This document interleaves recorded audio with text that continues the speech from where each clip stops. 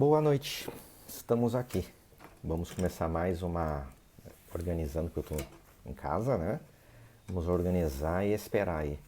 Olá, Flávia, boa noite, pontualmente. Muito obrigado por você ter entrado e vamos aproveitar o nosso tempo, dar os nossos recados, né? Daniele Mello entrou. Daniele Mello, obrigado. Que bacana, hoje é um assunto. Mais um, Joel. Hoje o pessoal tá bem rápido, hein? É um assunto extremamente desafiador, né? Deixa eu só arrumar aqui o foco, tá, gente? Desculpa. Boa noite, padrinhos. Minhas bênçãos, em nome de nosso Pai Xangô. Hoje nós vamos falar sobre Exu. E se vocês não estiverem com áudio legal, vocês me avisem, tá? Por favor. Pai Tony também entrando. Muito obrigado. Ó, pessoal aqui, Saie GP, tá bom. Bacana. Se não tiver bom, vocês me avisem. Bom, hoje nós vamos falar sobre Exu. Mas quando eu falo Exu, também estamos falando sobre Pombagira, sobre os guardiões, né? Sobre essas potências que no primeiro momento assusta muitas pessoas, né? Assustam muitas pessoas. Como nós podemos começar falando de Exu, né? Ele é um demônio, ele é um espírito do mal, ele trabalha dentro da Umbanda para perseguir as pessoas, para poder fazer trabalhos de feitiçaria, magia negra. É um tema muito delicado e as pessoas não gostam muito de abrir essas exposições, né? Uns falam como determinada entidade trabalha, os seus nomes de batismo, que eles são assim combatentes, tentam colocar histórias, romancear as suas vidas passadas, mas é um assunto extremamente delicado, porque cada um, como eu já ouvi falar, até o Pai Tony disse, né? Cada um põe a sua colher e mexe do seu jeito dentro da Umbanda. Mas será que eles nasceram com a Umbanda? Será que eles vieram de outros cultos, de outros credos? Quem é que trouxe Exu para a Umbanda? Desde a fundação da Umbanda, eles já estavam presentes? Ou eles são orixás? Né? Existe Exu mulher, Exu homem, né? Ou Pombagira, que é o Exu mulher? Né? Existe muitas dúvidas e as pessoas ficam com muitos questionamentos em como resolver estas questões. Então é muito importante a gente estar nesse bate-papo, porque eu estou aqui aberto para resolver, responder as perguntas. Se vocês não me perguntarem, eu não vou conseguir ir criando o roteiro. E aí eu vou ficar falando mais ou menos uma linha que eu já tinha traçado, tá? Laroie, sem Exu não se faz nada, hoje promete. Então, hoje estamos aí, né? Trabalhando nesse caminho de divulgação. Também já estou avisando que o material da nossa quinta aula já está à disposição, tá? Lá na nossa escola EAD, então você que já é aluno matriculado, aluna matriculada, já está disponível o texto e amanhã já estou colocando a aula em vídeo. Eu não estou mais fazendo ao vivo, porque eu estou aproveitando para tirar as dúvidas aqui no canal, né? Ah, sim, não só um, né? Nós temos uma gata e agora nós temos dois filhotes, né? Nós adotamos dois gatinhos hoje, então eles estão em fase de adaptação aqui em casa. Minhas filhas estão adaptando aqui nos quartos. Se vocês ouvirem algum barulho, fiquem tranquilos, porque nada melhor como o dia da live de Exu chegar em casa, dois guardiões, né? É isso, né? Ainda chegou um gatinho preto, olha, eu tô super mega feliz, né? E vamos indo, tá? São particularidades para deixar um pouco o nosso encontro mais leve, e é isso que tem que ser. Também estou avisando que as nossas lives eu não vou mais deixar por mais de 24 horas, então amanhã eu coloco a live desse vídeo, tá? Muito legalzinho. E aí no máximo 2 dias eu já estou tirando, tá? Os vídeos lá do canal do IGTV. Porque eu quero deixar conteúdo exclusivo para a nossa escola. Então, quem participou, ouviu, só tem 24 horas para poder assistir, né? Porque normalmente o pessoal fica um pouco acomodado, não assiste, Aí depois ele vai lá no canal, aí já está à disposição, né? E, então agora eu estou com uma estratégia, porque eu tenho que preparar muitas outras coisas. Eu tenho as atividades pessoais minhas, meu trabalho, e também a questão de preparar o material de aula. Então isso é muito bom. Obrigado, Pietra. Então eu preciso deixar material, né? Digo Leão, entrou, muito obrigado. Então eu preciso deixar material pronto para os meus alunos, eu gosto de dar uma boa aula. Então eu estou separando a forma de abordar. Aqui é um bate-papo descontraído, vocês estão vendo, né? E as aulas são aulas. Claro que muitas coisas entram aqui de forma como sistemática, como uma aula. Mas é para poder mexer um pouco com o público, porque eu estou acompanhando os números e eu vejo que as pessoas acabam. E muito que está acontecendo também, nós temos que compreender, são pessoas que não estão podendo se apresentar aqui, como vocês estão mostrando seus nomes. Então, frequentam outras casas, aí são monitoradas pelos pais e mães das casas, tal. Então, para evitar esse tipo de confusão, eles assistem a aula depois, só que eu já estou avisando, vai ficar só 24 horas e eu estou tirando o vídeo. Aí eu vou trabalhar ele, vou editar e aí eu só coloco alguma coisa lá no canal do GTV de novo. Mas é um direito que eu tenho, né? Então vocês aproveitem, aí vocês vão divulgando para outros que o importante é estar ao vivo, fazer pergunta, que possa ser que você vai ficar com dúvida porque ela não vai ficar à mostra depois há um bom tempo. Então eu estou tentando dar uma super qualidade, é eu mesmo que estou produzindo o material, mas eu preciso ter um pouco de critérios, né? Nós ficamos na última live 2 horas, né? Tirando várias dúvidas, foi muito gostoso, mas é cansativo também, né? Então vamos aproveitar. Vamos ao que interessa.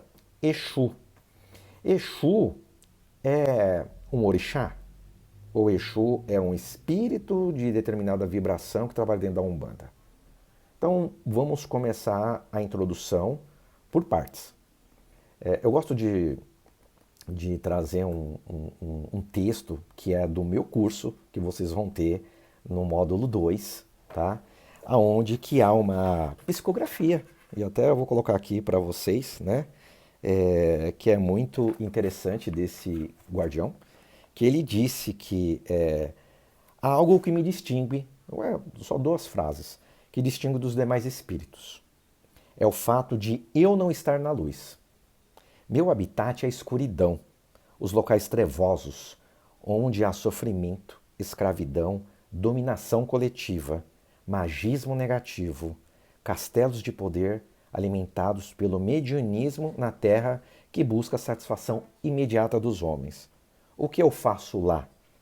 Eu, um simples Exu entre tantos outros, levo a luz às trevas, qual cavaleiro com um candeeiro em punho. Dentro da lei universal de equilíbrio, eu abro e fecho, subo e desço, atuo na horizontal e na vertical, no leste e no oeste, atrás e na frente, em cima e embaixo, impondo sempre o equilíbrio às criaturas humanizadas neste planeta, encarnados e desencarnados, aos milhões. Essa é a parte de uma psicografia do Exu Tiriri, tá? E ela faz parte do nosso curso, módulo 2, que eu vou dar quando terminar as aulas aqui do primeiro módulo de teologia. Então você vai ter acesso não só a essa psicografia, como todos os demais ensinamentos. Aqui tem uma riqueza muito grande. Então, Exu é movimento. Exu é uma esfera cósmica. Ele não tem lugar fixo dentro do universo. Ele está em todos os lugares. Segundo a tradição oral que foi trazida pelos escravos, Exu é um orixá. Para o culto africano, casas que têm fundamentos africanos e cultos de nação, Exu é orixá. Não é a mesma concepção que trabalhamos aqui dentro da Umbanda. Ele era um espírito, era não. Segundo o conceito dos orixás africanos, Exu, ele é uma divindade do panteão africano também, como Xangô, como Iemanjá, Oxum, Ogum. Não, desculpa até falar porque parece que era, porque foi e não é mais. Dentro das tribos das várias nações e etnias africanas, Exu é que trazia a fertilidade, que trazia a prosperidade para aquela tribo, que trazia a chuva, que quebrava o ciclo da seca, que impedia as invasões das tribos rivais. Então Exu era um guardião. Então até aí está certo. Entretanto, quando os escravos foram obrigados a saírem de suas terras natais e virem para o Brasil, forçados por uma escravidão, isso é compulsório, eles mantiveram a sua crença. A igreja, o catolicismo, precisava de cristianizar e fazer que os novos adeptos acreditassem no cristianismo. Mas eles tinham a sua crença. Então, ou eles precisaram encontrar um bode expiatório para que ficasse como o diabo do inferno cristão. E aí, sobrou para quem? Exu. Porque os primeiros, não digo colonos, mas quando eles entraram nas terras africanas e foram invadindo para tentar pegar os escravos, eles encontraram a imagem de Exu como um objeto fálico, como se fosse um formato de um pênis em forma de barro, que era o símbolo fálico para Exu, fertilidade. E aí eles associaram e tinham também algumas coisas como alguns objetos como em formato de crânio, alguns olhos feitos no barro, porque não tinham imagens que vocês compram aí nas lojinhas, certo? Então os missionários falaram, pô, isso aí é coisa do demônio. Então eles encontraram, eles fizeram o sincretismo negativo. E aí se criou a imagem perversa, que Exu é diabo. E muita gente acredita nisso. Inclusive alguns que não conhecem com profundidade a Umbanda ou não tem tanto conhecimento assim. Então, foi feito o sincretismo negativo. Como foi feito o sincretismo dos orixás com os santos católicos, fizeram esse sincretismo negativo com o orixá, Exu. Mas a Umbanda, quando ressurgiu em solo brasileiro, depois de todo esse tempo de colonização, de escravidão, em 1908, houve ressurgimento de um culto organizado, com horário, com trabalhos mais limpos. Não estou dizendo que não eram tantos feitos de uma forma limpa. Só que o Brasil foi carregando um ranço de feitiçaria, de magias negativas. E aí o que aconteceu? Esta magia negativa foi transformada em feitiçaria. E aí foi se criando um baixo espiritismo no Rio de Janeiro, Bahia e afins. Então, um plano astral falou, precisamos refundar a Umbanda em solo brasileiro. E precisamos de um culto organizado. Essa foi a missão do Caboclo das Sete Encruzilhadas. Assim, eles fizeram uma divisão. Olha, aqui nós vamos trabalhar com flores, com frutas, todos de branco, horário pré-determinado para começar o nosso culto, não vamos ter atabaques, e na verdade, talvez era isso que eles queriam para tentar uma diferenciação com os cultos fetichistas africanos, que eles achavam que eram mais atrasados, e não tem Exu. Mas Exu nunca deixou de trabalhar dentro da Umbanda. E aí eu vou explicar. E aí as tendas que foram sendo abertas, elas foram deixando de lado Exu. E só trabalhavam com Caboclo, Preto Velho e outras entidades intermediárias dos orixás, na vibração dos orixás. Então, Exu foi sendo renegado. Então, nós temos que ver que foi muito forte o surgimento da Umbanda Rio de Janeiro. E aí, nós não podemos esquecer. Pesquisando, esse que vos fala encontrou numa pesquisa para os espíritos da linha do Oriente, que eu descobri que muitos dos degredados portugueses que fugiram da Inquisição na Europa vieram para cá, para o Brasil. Lógico, não foi só escravo que veio fugindo para cá, certo? E aí, muitos eram mestres nas aldeias portuguesas. E eles tinham um culto para alguns espíritos que eles faziam nas pedras, com velas.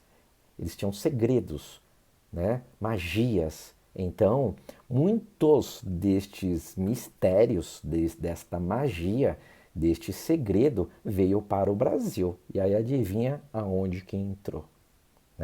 E aí, lógico, podemos dizer que é um pouco de quimbanda com umbanda, mas era um culto para espíritos de uma certa envergadura ou negatividade ou polaridade que não era o que era apresentado para a Umbanda. eles eram excluídos? Então, eu achei essa pesquisa no Oriente na Umbanda da professora Lourdes de Campos, que eu já até apresentei numa outra aula sobre as formas dos espíritos. Isso já é até conteúdo do nosso curso, se você quiser se aprofundar. Então, esses aldeões, e ainda existe ainda esse culto nas aldeias, ainda mais do interior de Portugal. Então, os mestres vieram para o Brasil. E aí a sua cultura veio junto com os degredados da Inquisição. E adivinha quem é que colocou eles aqui? Esse pessoal, tá certo? Então aqui o Brasil é um solo muito fértil é multicultural. A Umbanda ela abraça todas as culturas, todas as religiões. Enfim, as casas que não podiam trabalhar com Exu deixavam o Exu à parte. Os seus médiuns recebiam nas mesas de desobsessão, os espíritos precisavam de ajuda, mas adivinha quem é que ficava na retaguarda fazendo todo esse trabalho para que os médiuns não sofressem os ataques mais baixos da espiritualidade? Exu. Então, não tinha uma linha específica para Exu. Eu estou falando há mais de 100 anos. Hoje é fácil você abrir uma linha específica, um trabalho, uma gira, para se cultuar Exu e Pombagira. Outra orientação que eu tenho que trazer para vocês em pesquisas é que houve um tempo em que teve um reino na Índia e um príncipe, ele tentou dominar uma parte deste reino, né? O reino de Irshu, na Índia, muito antiga. E ele perdeu essa revolta. Então, ele e todos que apoiaram foram excluídos da Índia, dessa parte da Índia. Então, houve o cisma de Irshu. E por coincidência, eles colocaram esse nome para dizer povo excluído. Olha que legal, hein? Então, já temos alguma conotação também com relação a isso. Os antigos judeus, que são os hebreus, na época de Moisés, eles categorizaram que os excluídos se chamavam Ekshud, povo excluído. Olha como as culturas vão se juntando. Então, na África, Exu nem se chama Exu, né? Ele tem Exuiá, com 2 S's, né? Ou, em algumas nações africanas, Elebara, ou Elegbara. Mas você pronuncia Elebara. Por quê? Porque tem algumas etnias que vieram da África, dos Congos e os Angolas, que eles não falam orixá, eles falam enquices. Então, Exu para eles é Elebara. Os Nagôs é Exu. Tá vendo como as palavras mudam, mas a essência é a mesma? É isso que nós estamos tentando resgatar. E eu estou tentando passar para vocês, iniciaticamente e aqui nesse bate-papo.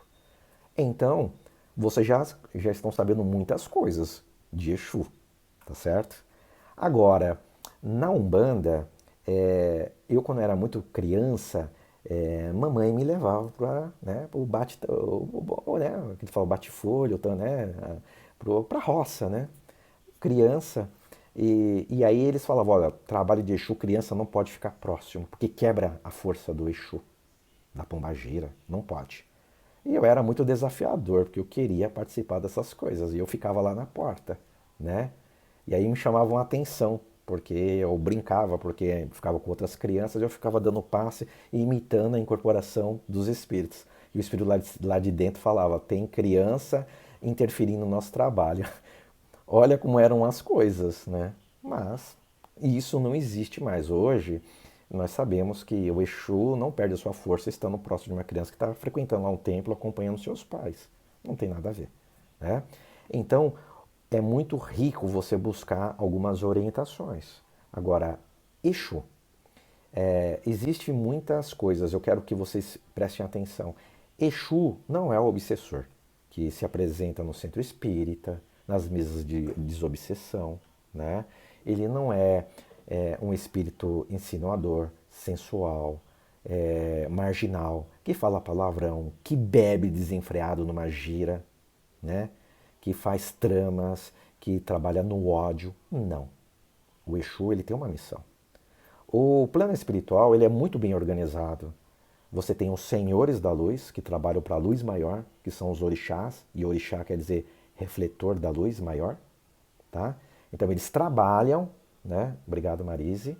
Eles trabalham a serviço da luz, só que eles têm uma organização espiritual. E os Exus, né? Eles são os servidores dos orixás. Então eles trabalham, eles são serventias dos orixás.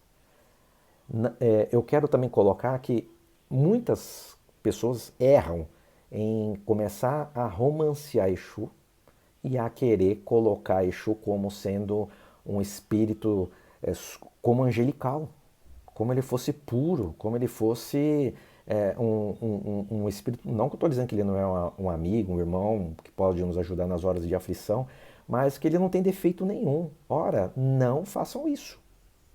Exu são espíritos que muitos sequer vão reencarnar, mas estão retardando a sua reencarnação, vão ter que ainda passar pelo planeta Terra e precisam cumprir a sua missão. É raro em outras vidas. Eles estão mais próximo da crosta terrestre, da nossa atmosfera. Por quê? Porque eles sabem trafegar numa vibração do que? De ódio, né? Das coisas negativas, porque eles estão próximos da divisa entre a luz e a sombra. Eles são os servidores. Eles estão aqui para isso. Então não tentem colocar Exu como sendo um anjo. Também me vem à mente, e lembrando, que teve um escritor que na década de 50 chamado Luiz Fontinelli, Antônio Luiz, Aloysio Fontinelli, e que ele fez um organograma de todos os Exus, né?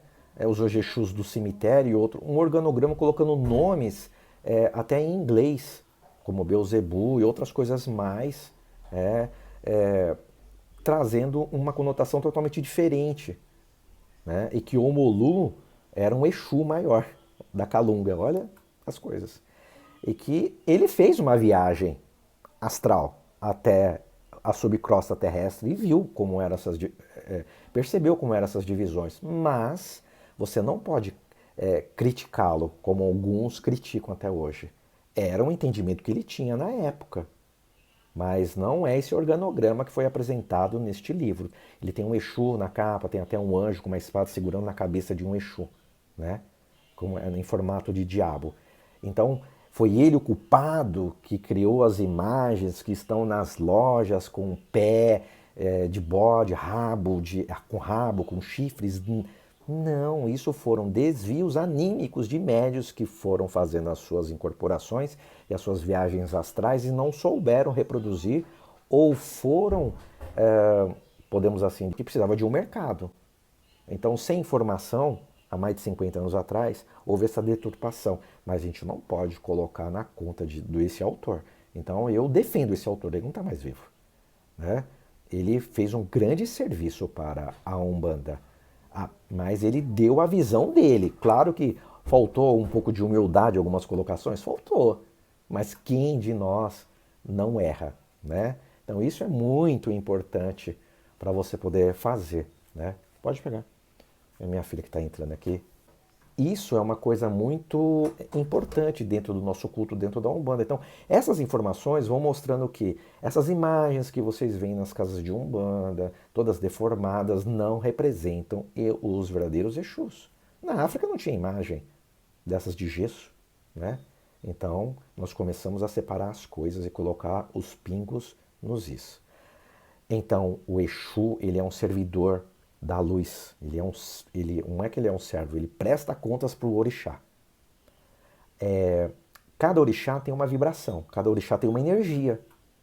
Tem o orixá Ogum, é uma vibração de Ogum, vencer demandas. Você tem a vibração de Xangô, justiça e resgates kármicos. Ele é a verdadeira vibração dos resgates kármicos do passado para o presente. Se vocês não sabem, estão sabendo. Temos a vibração de Iemanjá, a geração da vida, né? O primeiro sangue do planeta, que é o mar, o oculto, também quando vai se levar muitas demandas, vão para o fundo do mar, né?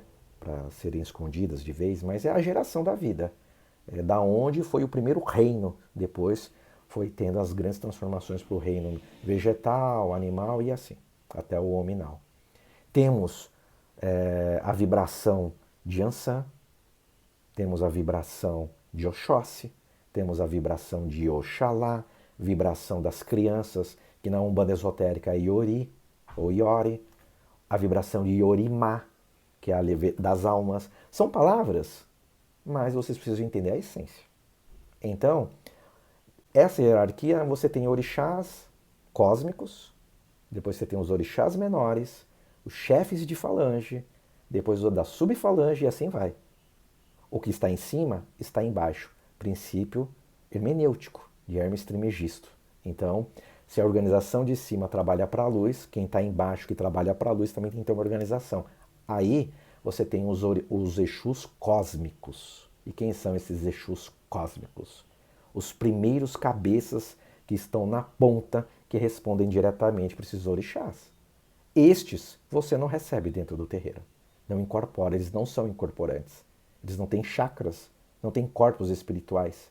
Abaixo dele você tem chefes de legião que usam um nome, porque foram batizados e coroados, tiveram autorização, e aí eles respondem para aquela vibração primordial.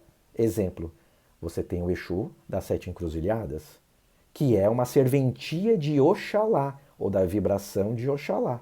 Então ele é um cabeça de uma legião de Oxalá. Abaixo dele tem outros 49 que chefiam outras falanges. Isso é a numerologia que existe na Umbanda. Se você não sabe, prazer, estou apresentando. Tá bom? Então o que está em cima está embaixo. O organograma é perfeito. E por que existe isso? Porque no mundo, no submundo astral, ou num mundo mais próximo à nossa crosta terrestre, existe muita sabotagem, muitos atentados, muitos espíritos que se fazem passar por espíritos. Não são Exus, né? São marginais no mundo espiritual. São obsessores. Quiumbas, que são esses espíritos, são espíritos que se fazem passar por Exu. E é fácil identificar eles dentro de um terreiro de Umbanda. Pelas comunicações, pela baixa vibração, por pedir coisas, sangue, sacrifícios, bebidas desenfreadas, não consegue manter a vibração do médium por muito tempo, vai embora, trabalha por qualquer coisa, por trabalhos baixos. Esses são os marginais. Esses não podem entrar nas falanges de Exu. Quando são resgatados, aí sim, eles se tornam estagiários. Tem até uma coisa que diz que eles são rabos de encruza. Por que rabos de encruza? Porque essas... Eu ia falar um palavrão. Essas coisas que colocam na encruzilhada, esses despachos, não são para os verdadeiros Exus, porque Exu não come essas porcarias que ficam na rua. O que está sendo alimentado nessas encruzilhadas são portais negativos, com matança, sacrifícios, sangue de animais, pessoas que vão passando se machucam, pegam as coisas negativas. Então ali é um portal negativo. E quem passa por esse portal negativo, adivinha? Quiumbas, obsessores, rabos de encruza, todos esses espíritos marginais. Lá embaixo ainda tem um plano muito mais ferrenho, com magos negros, dragões. Quem quiser aprofundar, literatura do Robson Pinheiro. Legião no Reino das Sombras. Tem uma trilogia sobre isso, tá bom? Então, só que ele não foi o primeiro a escrever isso. Tá? Se você for em algumas obras espíritas, você vai conseguir encontrar muito mais profundidade nisso. Ou, se você quiser, não é tão religioso assim, nunca foi umbandista, tenta ler as obras de Dante Alighieri, né? A viagem que ele fez para o inferno. Aí você vai ver muita similitude do que eu estou falando. Eu não sou um ser de outro planeta, como alguns me disseram em outra vez. Não, eu apenas estudo e vou atrás das respostas para não ser enganado pela espiritualidade. Então existe sabotagem nesse mundo espiritual. Então o que você vê dentro de um templo de Umbanda, ou na verdade na rua, não são Exus, nesses despachos. Tá? Agora tem uma outra coisa. Existem Exus, quando eu sei que o Exu ele é da encruzilhada, ou ele é do cemitério, como os dizem, porque uns falam, não, os Exus são da linha da esquerda. Por que da esquerda? Porque a direita é uma polaridade dos trabalhadores do bem, alinhados dos orixás, mas o Exu também é alinhado, mas ele está na polaridade negativa. Negativa do quê? Das nossas emoções, das nossas vibrações, da nossa frequência. Precisa preencher. Existe a polaridade positiva e negativa do planeta. O mundo espiritual é a mesma coisa. Os espíritos que trabalham na encruzilhada são Exus e Pombagiras, porque eles têm um compromisso das encruzilhadas, mas não é essa porcaria que colocam na rua.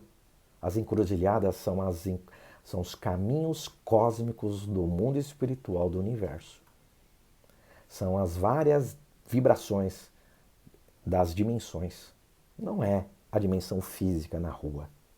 Então é um ledo engano que falam que os Exus da encruzilhada são esses que estão nos despachos da rua.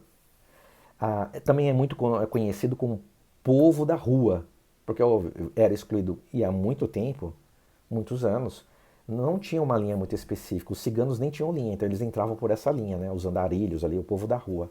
Então não servia muita cigana, muitos ciganos se manifestando cruzado na linha esquerda, mas não era Exu e era confundido com Exu. Tá certo? Então, são coisas que a gente tem que colocar no seu devido lugar.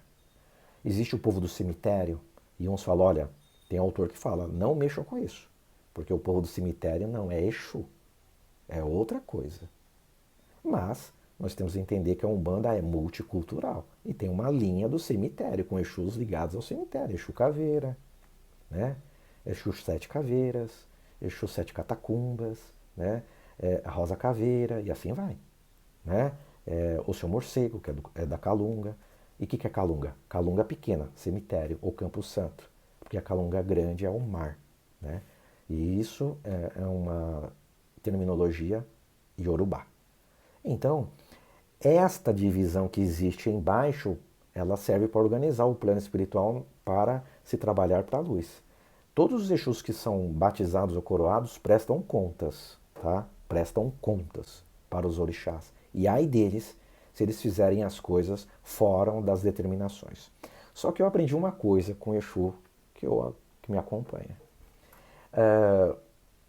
no meu templo. Exu não pode fazer nada se não tiver autorização do orixá. E ele vai mandar, e ele é o que leva recado, é o que faz comunicação, né? Boa noite, G. Que manda a comunicação, porque é ele que é o mensageiro dos orixás. Tem até um Itã, uma lenda que diz que Exu foi agraciado porque ele que levava e ia buscar, né, os presentes dos orixás. Tá bom? Axé. Então, é muito bonito isso. Não dá para eu explicar aqui, porque aí vai tomar muito nosso tempo, essas verdadeiras lendas. Mas o que eu posso cravar para vocês é que cada servidor da luz tem um servidor da luz para as sombras, e os Exus são eles. Não estou dizendo que eles são da sombra. Eles estão nos portais entre a luz e a sombra. Se vocês perceberem em qualquer livro espírita ou espiritualista, quando tem uma viagem de resgate no espírito que vai para o umbral, quem é que desce apoiando a caravana que vai socorrer os espíritos lá embaixo? Os Exus. Então os Exus, obrigado, Milene, boa noite. Os Exus, eles são a tropa de elite, ou podemos assim dizer, uns dizem que são até os lixeiros do nosso mundo. Por quê? Porque eles recolhem os lixos emocionais. É um pouco pesado? Faça o seu julgamento. Mas os Exus estão mais próximos das nossas vibrações, do orgulho, da vaidade, do desejo de vingança, da morte.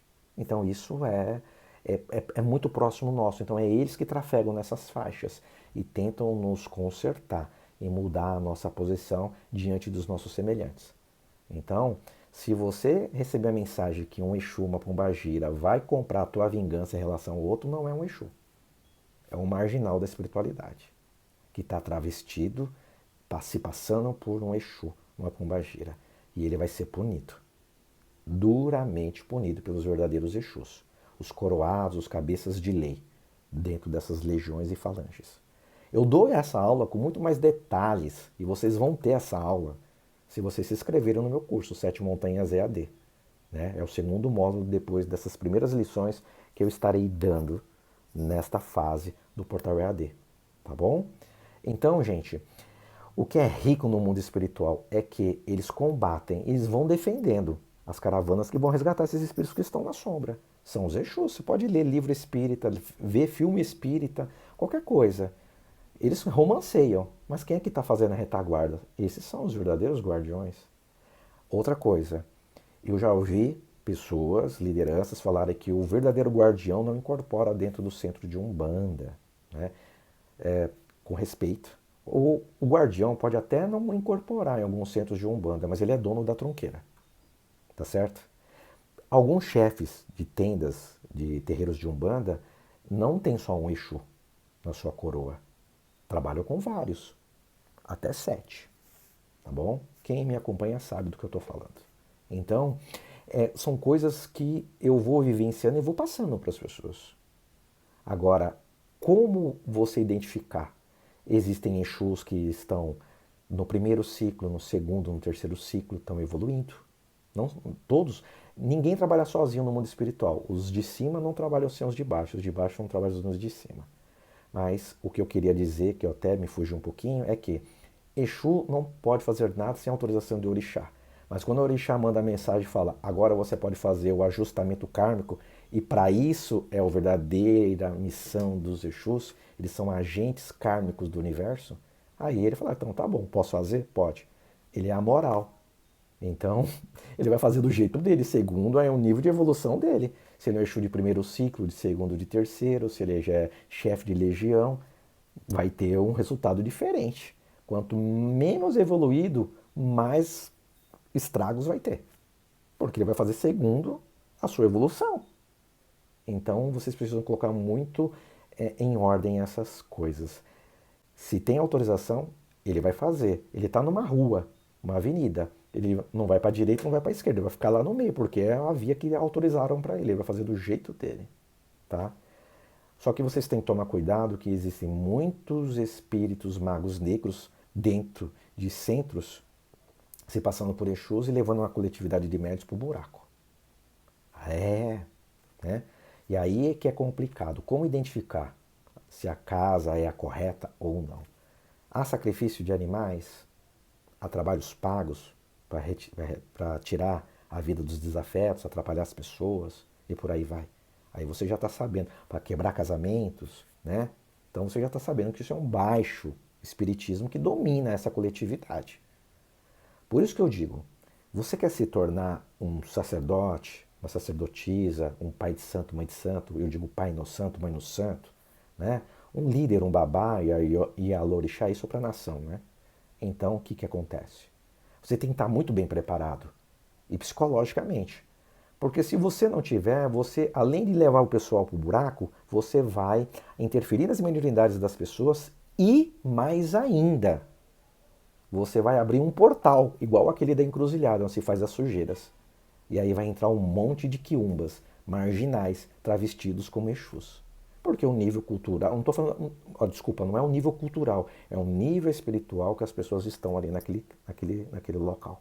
Então, gente, vocês têm que ter muita sabedoria. Isso é utilizar o conhecimento para o bem. Então, outra coisa, eu sei que vocês não estão fazendo pergunta, mas eu acho que o assunto está impactante, ou gostoso. A questão, ou não, né? A questão é que Exu, quando o médium se insinua com o consulente, quando ele bebe demais, fala palavrão, né? Fica falando um monte, é o médium, não é a entidade. Com exceção desses lugares que a vibração é muito baixa, coletiva, aí sim. Mas aí já mistura com a questão moral do médium e aí desenfreia tudo, tá certo? Outra coisa, Exu ele tem uma função muito importante, de ser um agente da luz para as sombras. Ele freia a maldade. Gravem isso. Exu e Pombagira. Quando eu estou falando Exu, é Exu e Pombagira. Freia a maldade. Eles têm uma função de frear a negatividade. Então, não é fazer negatividades. Não é fazer maldade. Tá certo? Mas não tente endeusar Exu e Pombagira. Vocês não sabem o nível de evolução que você está trabalhando com aquele Exu. Você não vai receber de cara um Exu de uma categoria muito alta, porque depende do seu nível de preparo mediúnico. O que eu digo é que tem muitas pessoas que falam, o meu Exu é muito forte porque eu faço sacrifícios com animais, porque eu faço cortes, despejo sangue, faço outras coisas e tal. Isso não tem nada a ver, isso são fetichismo, coisas que não pertencem a Umbanda. Então, sacrifício de animais, sangue, despachos na encruzilhada, trabalhos no cemitério negativos para poder matar as pessoas, não é da Umbanda, tá bom? A Joelma está perguntando, é normal o Exu e Pombagira não chegar em uma mãe de santo? Joelma, eu vou explicar no geral, porque até sei o contexto dessa pergunta.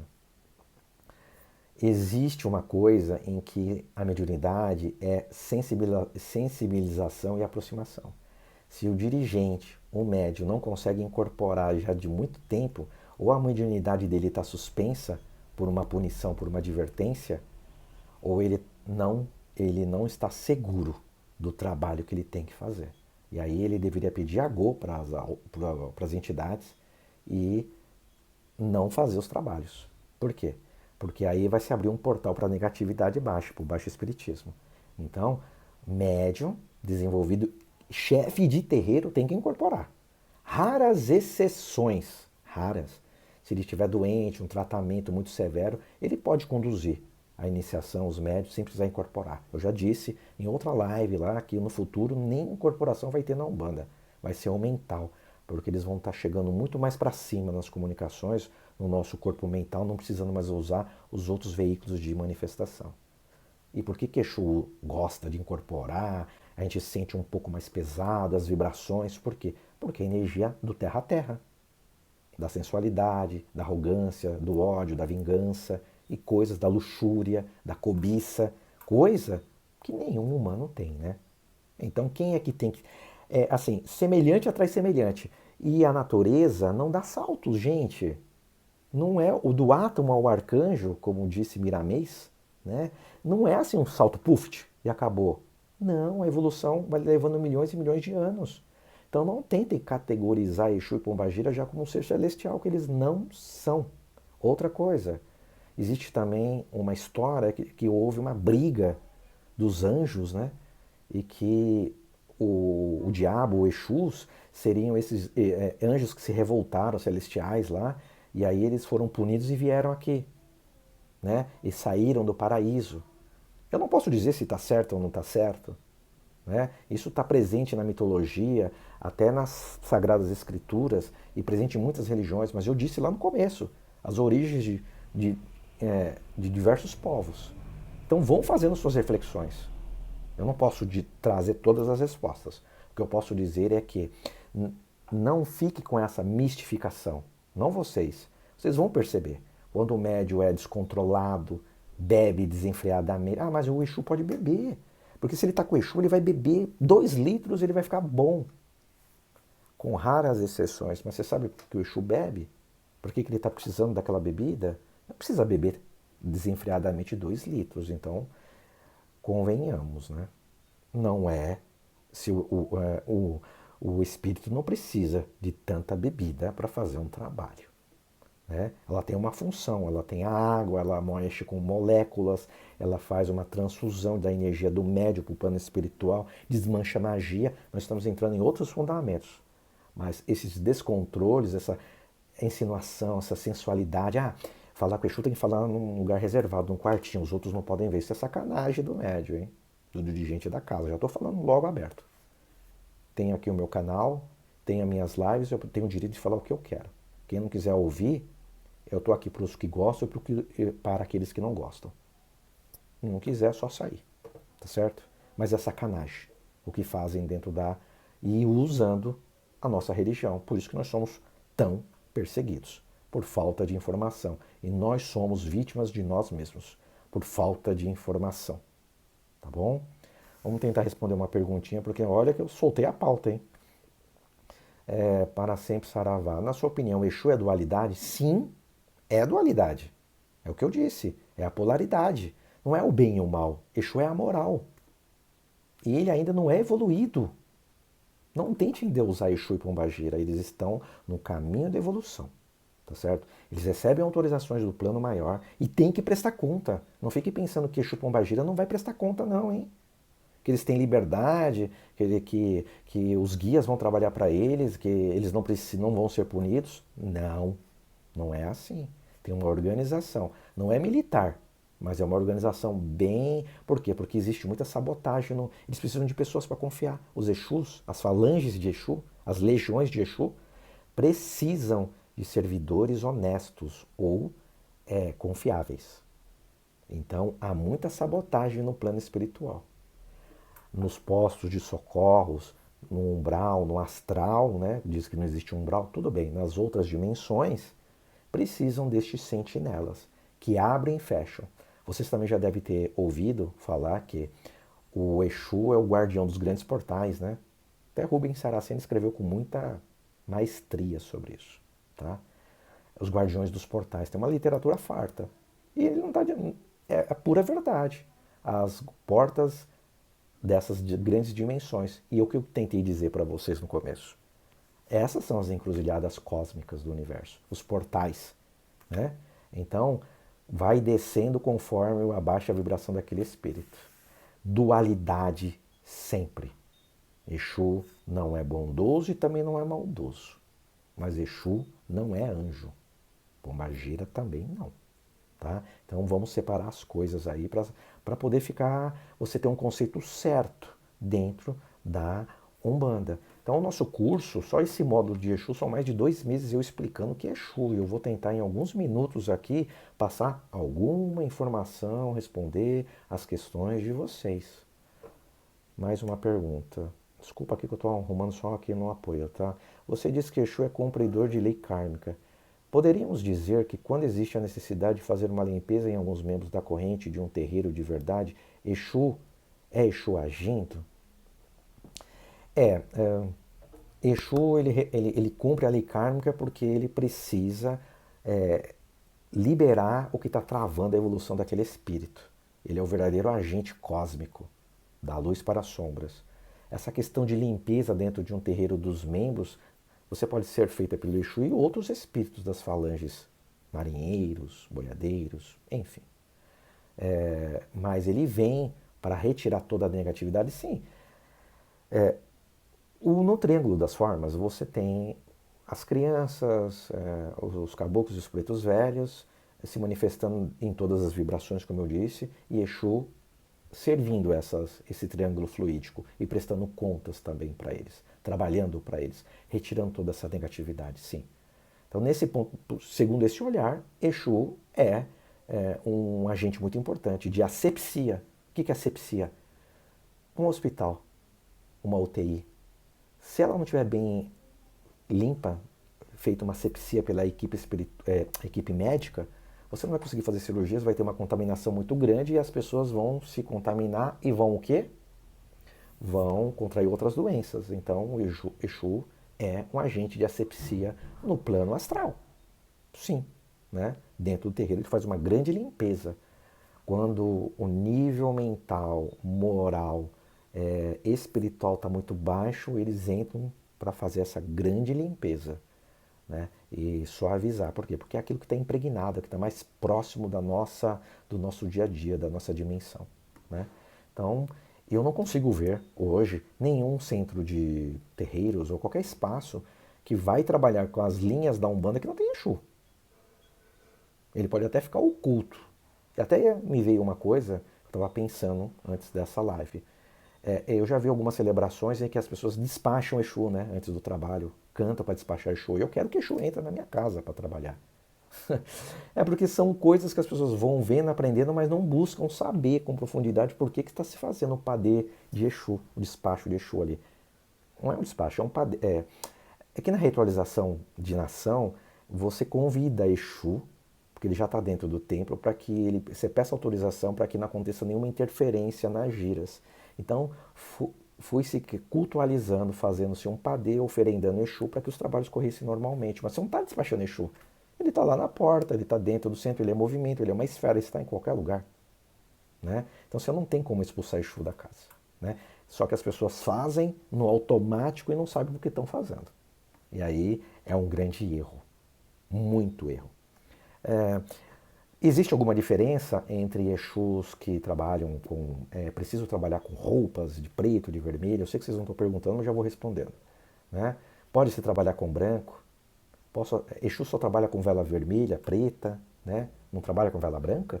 Pode trabalhar com luz acesa, como está aqui, ou só trabalha com luz apagada? E agora, né? Vamos responder como, crianças? Desculpa estar falando assim, mas é que me vêm as informações, eu não estou sozinho aqui falando com vocês, tá bom? Essa é a minha mediunidade. Então, o que eu passo para vocês é que Conforme o nível intelectual, de aprendizado e espiritual da casa, você vai deixando isso ser um fetichismo. Quer dizer que se você não tiver com a roupa vermelha, não tiver com a guia do Exu, você não vai receber Exu. Se você já está desenvolvendo, já está te acompanhando, né? Então você não recebe. Não. Exu não precisa trabalhar de preto e vermelho. Existem outras casas que ritualizam isso, porque fica mais bonito, essa questão estética. Isso vem, se tem a orientação do dirigente, já é o fundamento da casa, você tem que seguir. Você quer fazer diferente, ou você faz na sua casa. Abre uma casa, funda uma casa, ou trabalha livremente, mas você tem que seguir as diretrizes que foram colocadas na casa. Exu só trabalha, eu trabalho de branco. No nosso templo, Exu trabalha de branco, né? Trabalha com luz acesa. E aí? Vai dizer que está errado? Exu não precisa trabalhar só com vela preta e vermelha, trabalha com vela branca. Ele não é um servidor da luz para as sombras? A vela pouco importa. Porque a parafina hoje ela é colorida, mas antes ela não era, né, gente? Vamos voltar lá no tempinho lá, né? Vamos voltar à folhinha, né, dos tempos, né? A vela era uma cor só. Então, desculpa, essas coisas, né, precisam ser colocadas no seu devido lugar. Então, médium, quando está numa gira que fica bebendo aos goles, não precisa.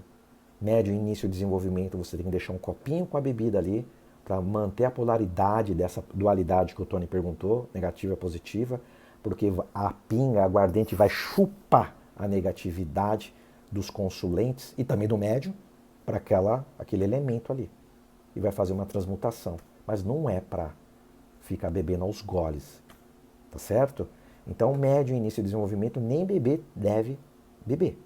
Eu era muito revoltado no começo, porque eu achava que tinha que beber, porque eu fui também um idiota no começo, né? Só que eu tive bons professores. E aí eu comecei a ver que não precisa. Então, gente, vocês precisam tomar muito cuidado. Ah, mas a pombagira gosta de beber muito, né? Quando eu era cambono, eu prestava. Muito do que eu aprendi, gente, é porque eu fui cambono. Ou cambone, né? Porque eu observava, eu não estava mediunizado, eu tinha que prestar contas depois, tinha que anotar as coisas ali. Eu era o olho do dirigente. Eu trabalhei como cambono, né? E aí, depois de um tempo, eu já sabia que eu não ia poder ficar mais como cambone, que eu ia ter que desenvolver. Mas eu já estava, mas foi meu grande aprendizado. Eu acho que todo mundo tem que ser cambone na casa, no começo, antes de querer ser médium. Porque ele vai ver, ele vai ouvir o consulente auxiliando o guia, vai anotar, vai ficar quieto, porque ele não pode falar para ninguém, a não ser para o médico, o dono da casa, né? Vai aprender a lei do silêncio, a não criticar o próximo, a ver que a dor dele é muito pequena diante do que o que as pessoas estão trazendo, né? Ele vai aprender a organização dentro de uma casa. Então, gente, são coisas muito importantes. Eu tive boas referências, espero que vocês estejam tendo a partir de mim. Não estou me gabaritando. Eu estou dizendo que a partir de mim vocês podem ter outros professores, melhores do que eu. Mas eu quero colocar os pingos nos is. Né? Então, o cambono, eu via médios lá bebendo pra caramba. Pega mais uma champanhe, mais outra e mais outra. Pra quê? Né? Quer beber, meu? Não vem pra gira de umbanda, vai pra um boteco, vai pra um barzinho. Nem participa nem vai para aquele dia. Tá certo?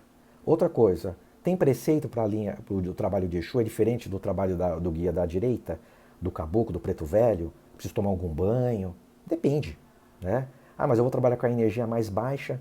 Eu digo que tudo é vibração. Se você tiver muito limpo, muito mesmo, muito organizado, limpo com ervas e tudo, você talvez até atrapalhe o Exu que está vindo trabalhar com você, o que vai se manifestar primeiro, né? Mas também não é para você não se preparar. Aí é outra história. Não vai deixar de firmar o seu anjo da guarda, fazer pelo menos uma internalização, não vai querer encher a cara 2, 3 horas antes, passar em algum lugar, fazer sexo, fumar, cheirar, como muitos fazem, para depois ir para a gira de umbanda, né? Ah, porque é trabalho de Exu, né? Exu trabalha com esse mundo, eu posso, né? Eu vi isso. Gente tocando na tabaque, já tinha fumado maconha, outros psicotrópicos, né? E aí? Direção da casa não estava vendo, mistificada, mas eu era a minha grande professora me disse, é demais trabalhar com o filho de Xangô.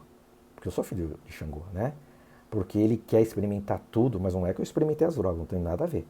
É que ele vai em todos os lugares para ver tudo. Ele é olho do Senhor da Justiça. E eu sou disciplinador com relação a isso. Então, eu via, anotava, passava para o dirigente da casa, mas continuava a mesma coisa, mas eu não mando na casa, né? Então eu fui aprendendo e fui tomando como referência para não acontecer na minha casa, nos meus trabalhos. Então isso eu espero que seja muito marcante para vocês. Então todas essas festas que fazem para Exu é muito bonito, é legal, tá? Para homenagear o Exu guardião da casa, perfeito. Eu não estou dizendo que eu sou contra as pessoas que trabalham de preto, vermelho, preto e branco, não tem nada. Eu estou falando que você não precisa. Você tem que educar o médium para ele ter equilíbrio dos seus chakras, a sua aproximação, sensibilização, para ele poder saber com quem que ele está se comunicando.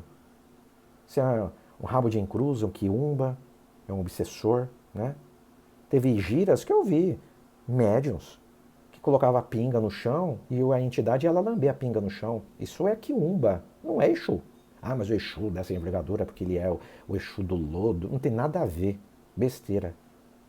Isso é do médium, desvios do médium. É o animismo. O que é o animismo? É a vontade dele se preponderando do que deveria ser a sensibilização correta para o desenvolvimento mediúnico. Todo Exu tem que vir com as mãos assim, com garras, quando incorporam. Precisa vir assim, né? Dar aquelas gargalhadas, falar alto, gritar, se espanar. Né? Isso é mais o espetáculo do médium, né? Exu mesmo, como Exu? Exu é como nós. Não fica pensando que quando você morre, um marginal morre, uma pessoa... Vamos trazer um exemplo. Um bandido. Um cara, um malfeitor. Morreu. Só porque ele morreu, que agora está no plano espiritual, ganhou asinhas, pô, eu sou um deus agora, né? Sou um anjo. Não. Até ele conseguir o resgate dele, né, pelos agentes kármicos, que são os Exus, que vão ser resgatados pelos postos de regeneração, ele vai ficar perdido no mundo das sombras. Ele não virou anjo. É isso que eu quero que vocês entendam. Exu e Pombagira não é anjo. Tá? Estão mais próximos de nós. Sentem as nossas dores, já passaram por muitas coisas e também vão passar. Muitos, pela lei do livre-arbítrio, não quiseram reencarnar. Então eles têm que ficar numa dimensão trabalhando, mas estão ajudando a nós. Né? Combatendo as negatividades. Para que estes magos negros, esse baixo espiritismo, que é uma palavra até antiga, mas o baixo astral, não atente contra os bons trabalhos dentro da Umbanda. E isso é o que eu quero trazer para vocês. Este conhecimento. Terminamos, gente.